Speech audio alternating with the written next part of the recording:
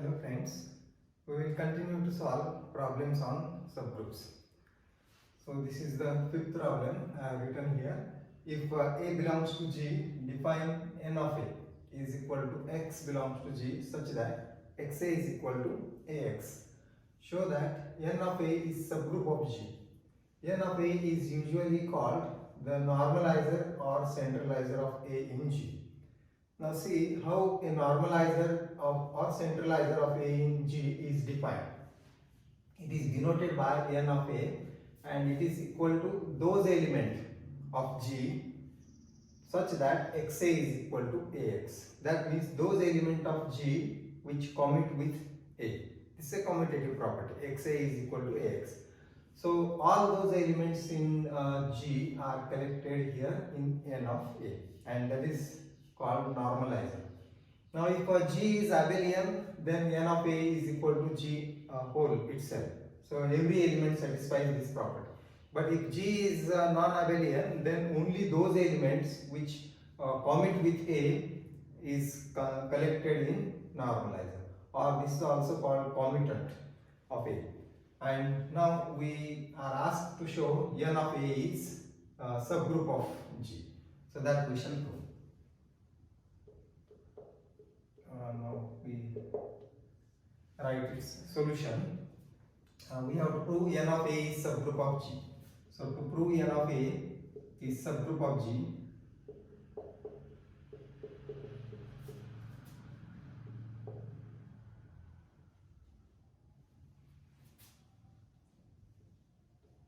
we have to prove that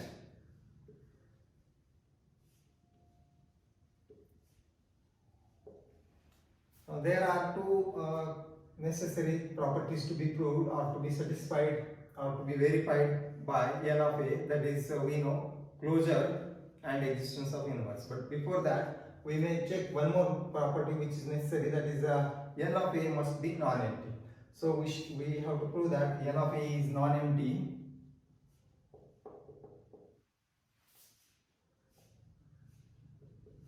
closed and existence of inverse. So these three things we shall prove. First, n of A is non-empty.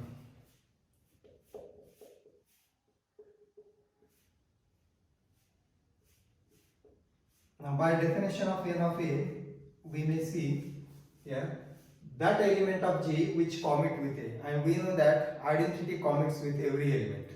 So we can write, we have E belongs to G such that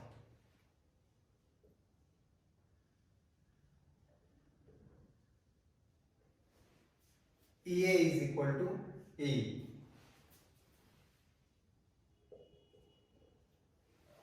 So this is the property satisfied by, and this is equal to A itself, that we know. Identity is the identity element, and therefore this satisfies the definition of n of A, and E certainly belongs to n of A. So therefore E belongs to n of A. Identity element is in the normalizer of A. Normalizer of every element, identity is there certainly, and therefore n of A is non-empty. So to satisfy subgroup, the set must be non-empty. That is first thing. Now we shall prove closure property. Second thing is closed. Closure. Now to prove closure property, we consider two elements in n of A. X, here it is given in the definition. We shall suppose x and y belongs to n of A, and we have to prove x into y also belongs to n of A. So that means let x belongs to, or x comma y belongs to n of A, two elements. And because x is n of A means xa is equal to ax, and similarly y is in n of A means we must have ya is equal to ay. So therefore, or this implies x into A is equal to A into x, and y into A is equal to A into y. Now we shall suppose these results as 1 and 2. Suppose this is 1 and this as second. What we have to prove is x into y yeah, also in n of a. And when xy will be in n of a, xy must satisfy this property. That is xy into a is equal to a into xy. And for that purpose, we shall consider now xy into a is equal to, or we may write like this, xy into a is equal to, and we can use now the associative property x into y, associative law.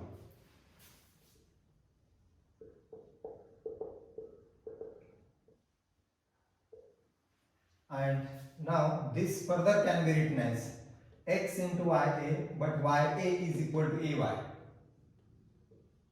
This is bisecond, and this is equal to, now again we use the associative property, we group xa together into y, and this xa is again equal to ax, so this is ax into y by first, because x belongs to NA means xa is equal to ax. So these two results we are using here only, and thus we can now use associative again a into xy, and thus we have xy into a is equal to a into xy, and that this xy satisfies this condition, xa is equal to ax. Xy, that means xy is commutative with a, and therefore this implies xy belongs to the group an of a, or the set n of a. So this implies xy belongs to n of a. We are using the definition of n of a, normalizer of a, means those elements of G which commute with a, and thus xy, this proves NA is closed, and therefore n of a is closed. Now what remains is to prove the third condition, existence of inverse. Now we shall consider existence of inverse. That is the next property.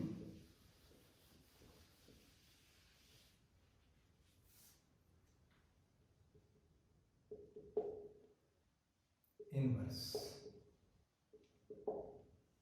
Let inverse exist for every element. First we suppose let x belongs to n of a. Let,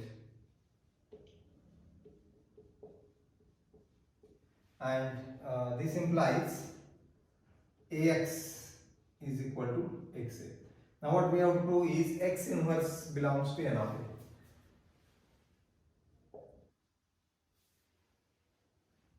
So yes, and to prove x inverse belongs to n of a, what we shall have to prove, a into x inverse is equal to x inverse into a.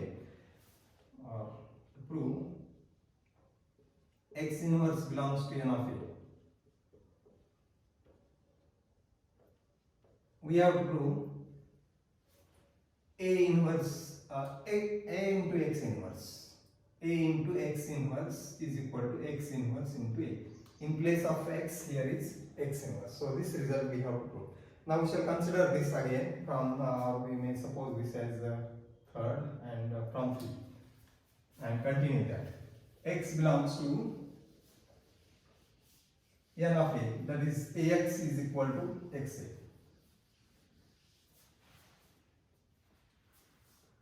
Now x belongs to n of a, this implies ax is equal to x into a. Now we want here x inverse, so therefore we shall multiply by x inverse, pre-multiply by, post-multiply by x inverse. So this implies, or we shall write this as a into x inverse is equal to xa x inverse, and this will give a into e, that is a, is equal to x into a into x inverse, post multiplying by x inverse we have considered, and further that will imply a is equal to xa x inverse.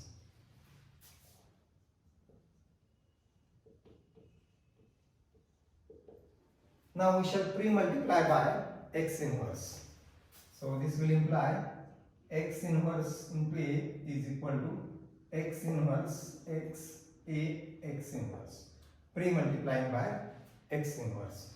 That will imply x inverse A is equal to, and this is E A x inverse, or which is same as x inverse A is equal to A into x inverse. So x inverse A is equal to A into x inverse. So this is what we wanted to prove. Now what we have done here, x belongs to n of A. Then Ax is equal to xa by definition, or xa is equal to ax, we can write like that. And now we have post multiplied by x inverse. X inverse we have considered the second factor, and that we can write post multiplying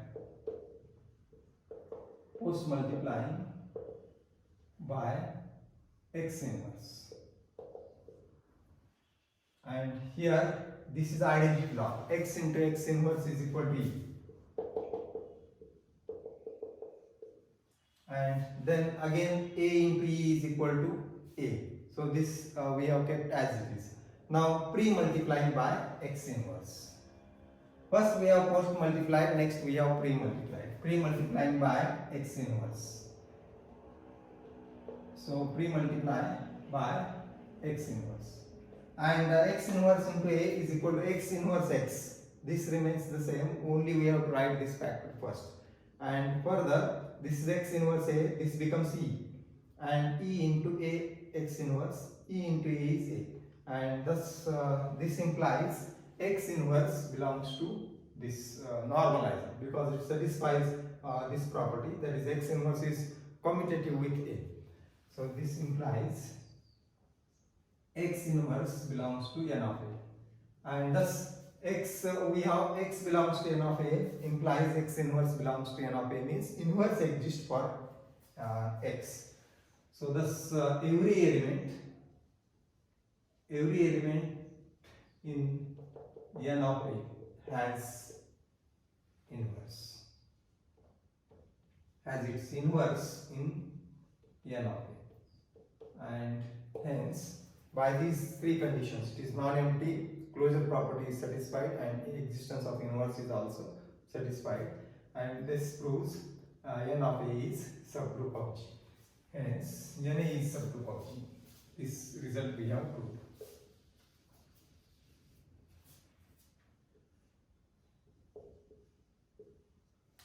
And this completes the problem. So this is what is a normalizer. Normalizer means those elements of G which commute with A, that is normalizer of A.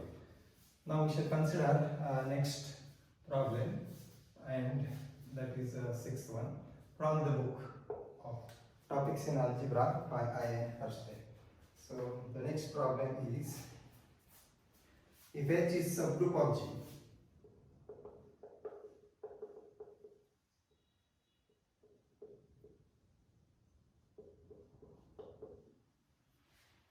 then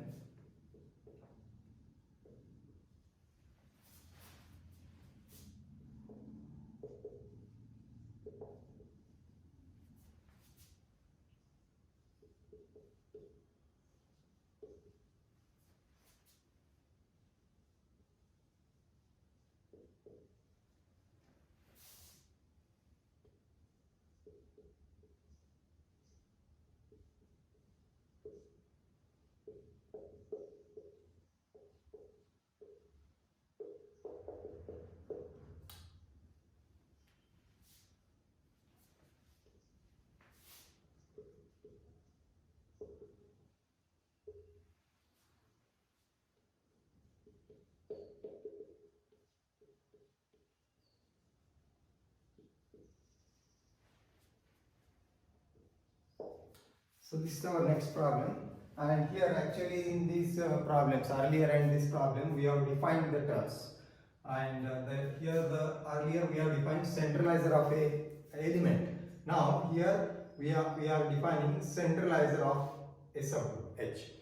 H is a subgroup of G, and centralizer it is denoted by C of H. We mean the set, those elements of G which commute with every element of H. That is the meaning.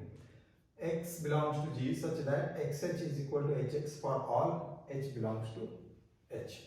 And we have to prove C of H is subgroup of G. Now we consider this solution. So to prove C of H is, this solution will be similar to the earlier problem. We have to prove subgroup means we have to prove three properties. It is non-empty, it is closed, and it inverse exists for that set. Then it becomes subgroup of G. So to prove C of H, centralizer of H is a subgroup.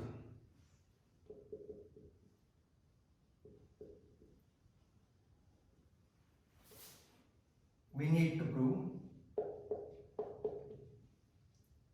C of H is non-empty, closed, and inverse exists, and existence of inverse.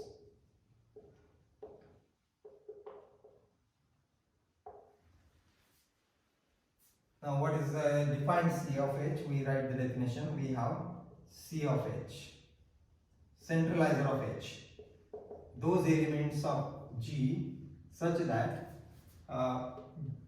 every element, that element of G, X is in G, that X is commutative with H, XH is equal to HX for all H belongs to H.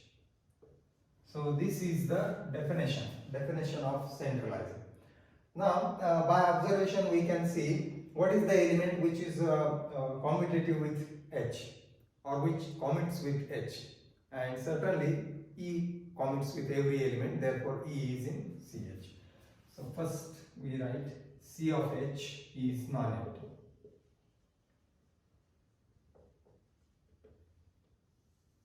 We have E belongs to G and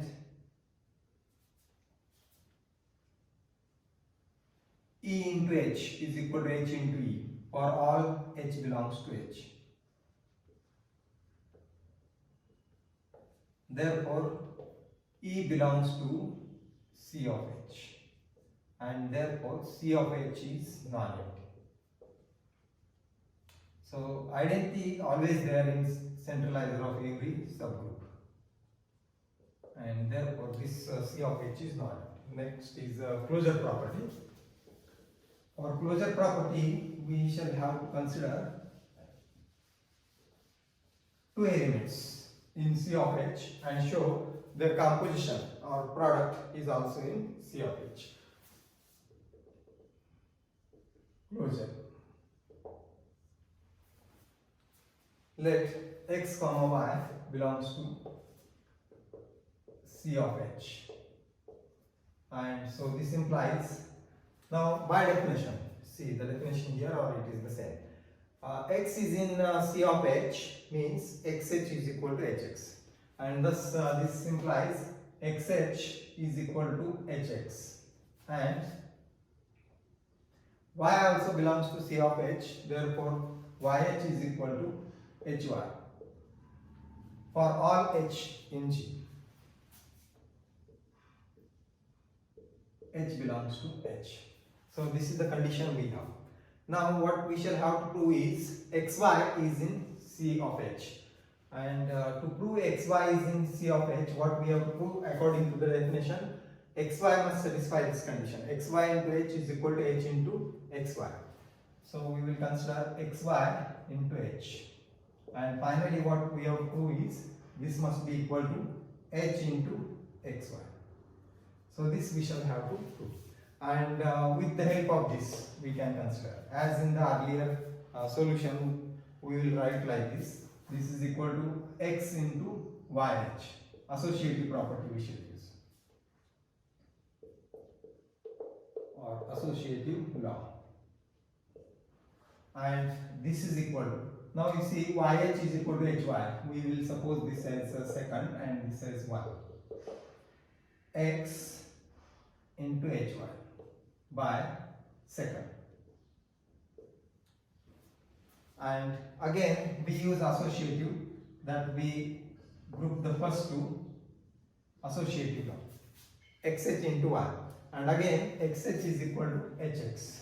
So this is equal to hx into y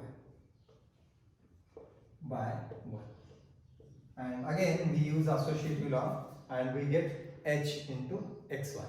And thus we have xy h is equal to h into xy.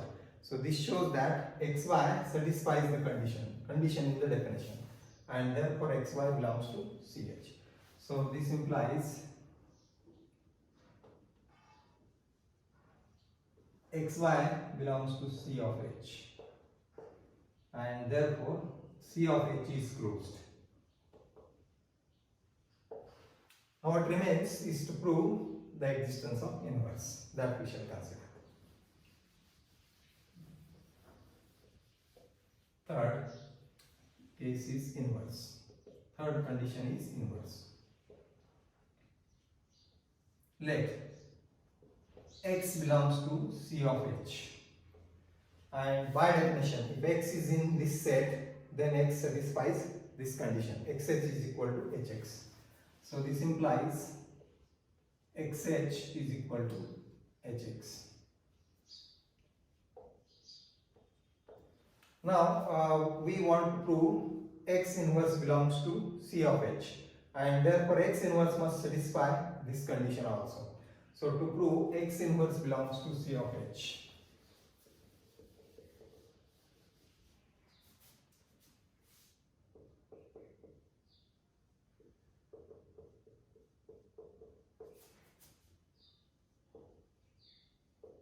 we have to show, or we have to prove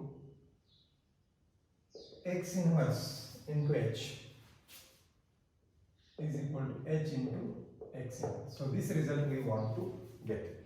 Now start with x belongs to c of h.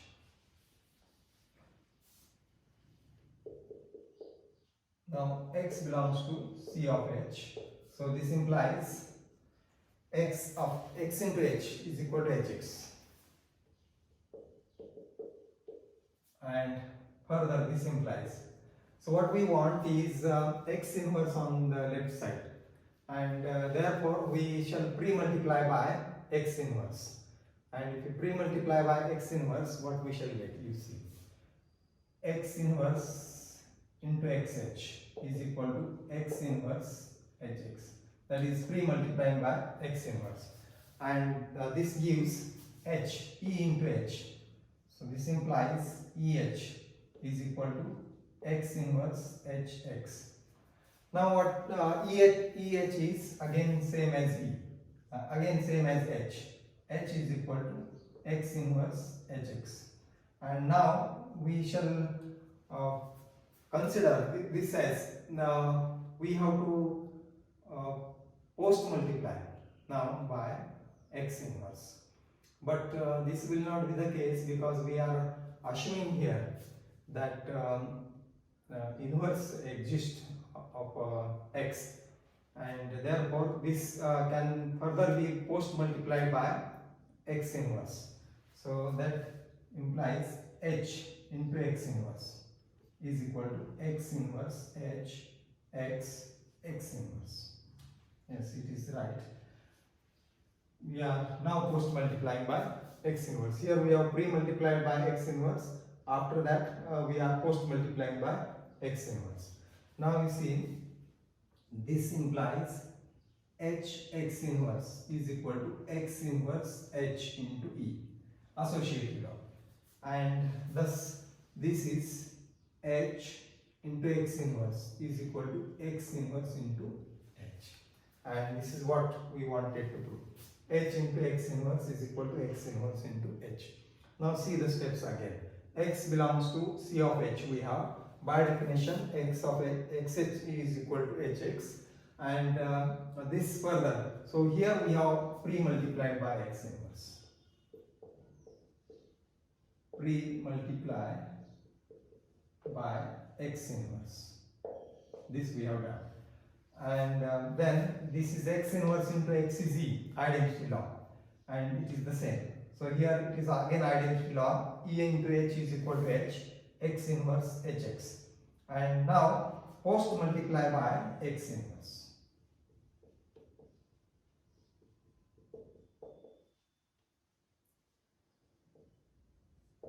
We have post multiplied by x inverse, and that means last factor is x inverse. Here first factor is x inverse, pre multiply and post multiply.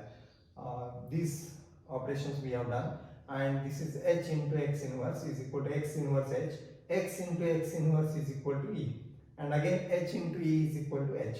So thus we get x inverse is equal to x inverse h, which is the same as this result, and this implies, so this implies x inverse belongs to centralizer of h, and thus inverse exists for every element in C of h. Therefore inverse exists, and inverse exists for every element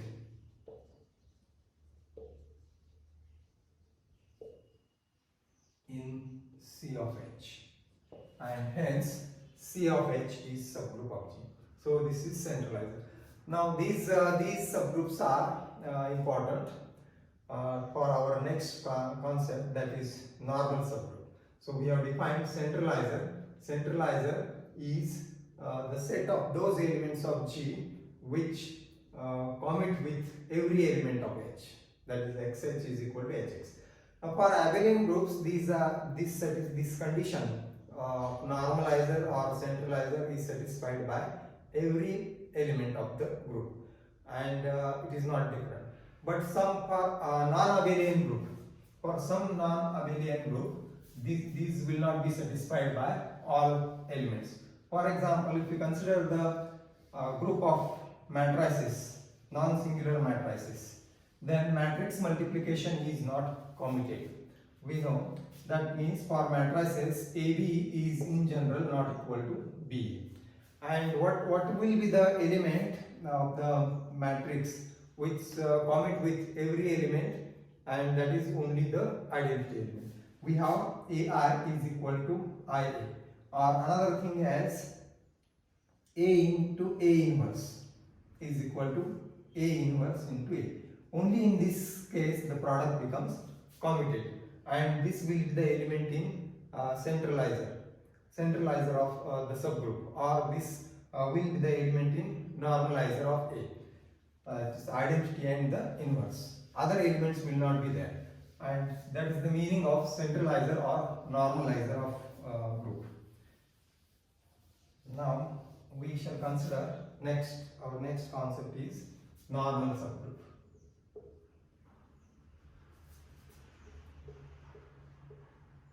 First we shall define normal subgroup, and then we will consider further results on normal subgroups. We will write the definition for this.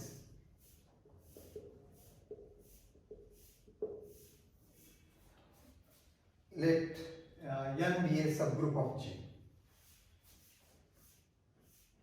or a subgroup n of a group G is said to be a normal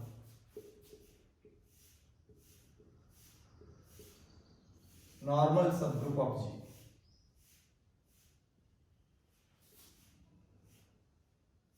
if for every G belongs to G, n belongs to n.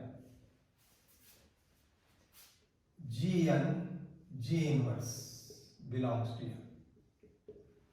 This is the definition for normal subgroup.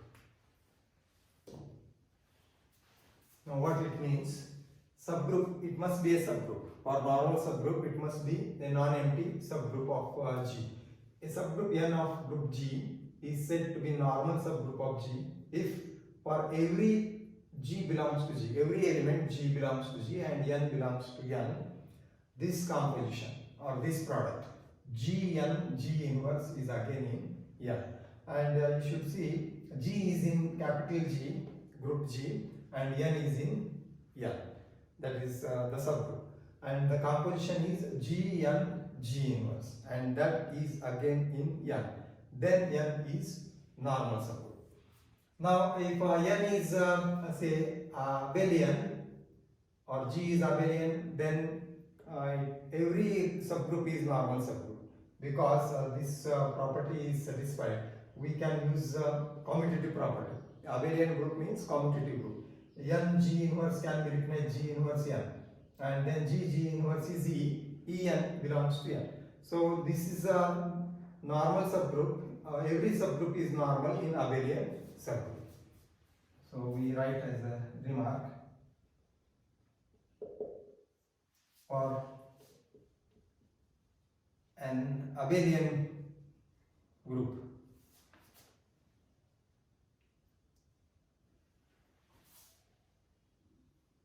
every subgroup G is a normal subgroup.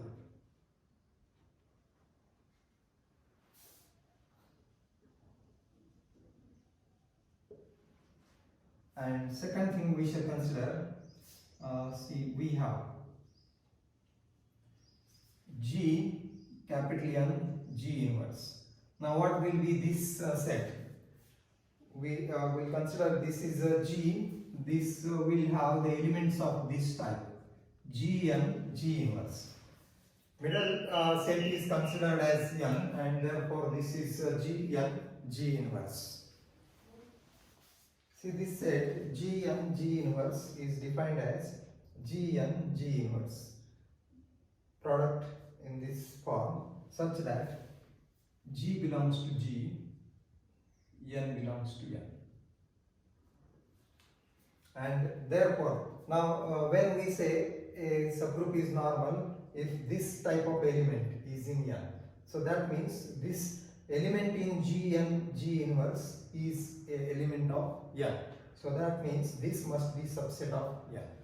So therefore, n is normal in G, or normal subgroup of G, if we have, by definition, G n G inverse is subset of n. So therefore, n is a normal subgroup.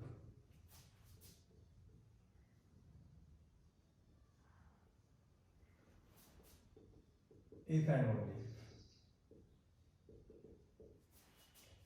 G n G inverse is subset of n. So that we have by definition.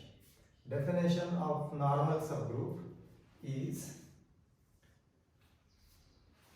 for every G belongs to G, n belongs to n, the composition or product G n G inverse is in n. So you should remember, we are considering elements of G as G, and G in G inverse are considered, and n is the second factor in the product, G n, and this product belongs to n, not G. It belongs to n, then n is said to be normal. And if we consider the set as a G n G inverse, it contains the elements of this form, and therefore every element is in n, means this is a subset of n. Then also we can say n is normal. Now other conditions we shall state for normal subgroup in terms of lemma. Now this will be our lemma number 9. Lemma 9. N is a normal subgroup of G. Normal subgroup of G if condition is this is equal. These two must be equal. G n G inverse is equal to n. If and only if, this is a strong condition, if necessary and sufficient, if and only if G n G inverse is equal to n. So that means we have written here half part, G n G inverse is subset of n, then n is normal. But we have to prove the remaining also, that means n is also subset of G n G inverse. Then this equality will be followed. Now the first part we shall consider in the proof as assume. Suppose the equality holds. Gn G inverse is equal to n. Then obviously this is a subset of n. If A is equal to B, then A is subset of B and B is also subset of A. So then G n G inverse is subset of n. So that condition is satisfied, and if this is subset of n, then n is normal. Therefore, thus n is a normal subgroup. Normal subgroup of G, or we can say normal in G. Now the second thing we shall consider as, suppose n is normal subgroup of G.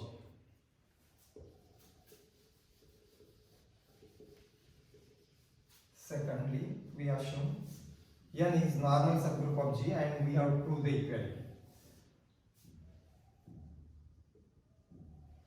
Suppose conversely,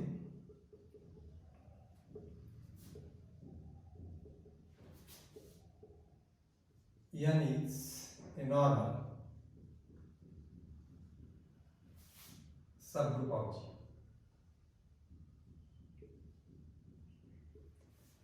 And if n is normal subgroup of G, by remark or by definition, we have Gn G inverse is contained in n. Therefore, for G belongs to G, n belongs to n, we have Gn G inverse is subset of n. Or simply we can say for G belongs to G, Gn G inverse is subset of n. This holds for every G belongs to G. Gn G inverse is subset of n. Now G inverse also belongs to G, because G belongs to G, its inverse is also in G, and G inverse also satisfies this condition, or implies, this implies, see, replace G by G inverse n, and its inverse of G inverse is contained in n. Here we have considered G, and here we have considered G inverse. If G satisfies this condition, because n is normal by definition, this is by definition, and therefore this satisfies every element of G, means G must satisfy, this condition must satisfy by G inverse. So this implies G inverse n, double inverse of G is contained in n. That is, now what is this is G inverse n, double inverse of G is contained in n. And now we shall write next, n is equal to, n we can write as E n E, identity. E into n is E, or n into E is again E into n is n into E is again n. So therefore n can be written like this. We can multiply by identity element, either to set or single element, and thus this is equal to, we can write this E as G into G inverse n. Similarly, we can write this E as G inverse. Definition of identity, G into G inverse is E, and same thing. So further we can group the middle three, and that by associative law, G inverse n G. Now you can understand which properties we are using. Here identity, here inverse, here associative. And what is the G inverse n G, that is contained in n. So we may suppose this as first result, this as second result or statement. And this now this is subset of n. So therefore we shall replace G inverse n G by n and write a subset relation. This is G n G inverse, and this is written by, you observe, it is subset of n, so this is replaced by single n, and thus this is contained in G n G inverse, and that is n is subset of, here this is subset of G n G inverse, and we suppose this as 3. Now we shall use one entry, combine one entry. From one entry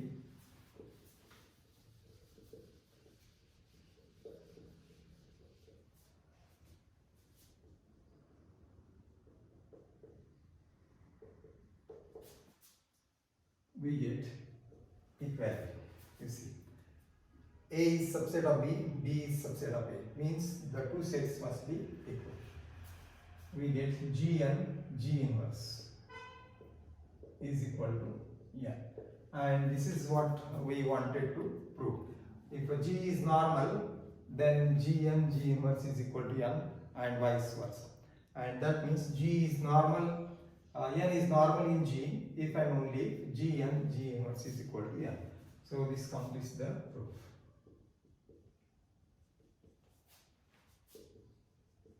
So thus here we have proved normal subgroup.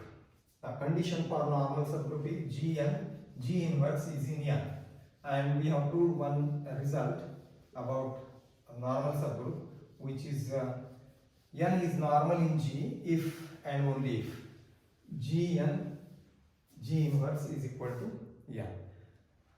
So that is our first result about normal subgroup. So remaining part we shall continue next time. Thank you.